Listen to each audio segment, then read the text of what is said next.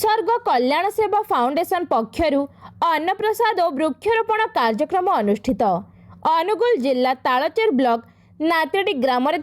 उत्सर्ग कल्याण सेवा फाउंडेशन सामाजिक संगठन पक्षर प्रत्येक वर्ष परी ए वर्ष मध्य श्री रणेश्वर शिव मंदिर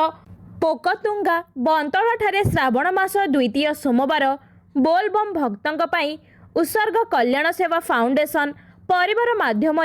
बोलबम अन्नप्रसाद पानीय जल और वृक्षरोपण सफाई कार्यक्रम करागला एवं एथिरे अनुष्ठान प्रतिष्ठाता सरोज कुमार साहू और दिलीप कुमार साहू तत्वावधान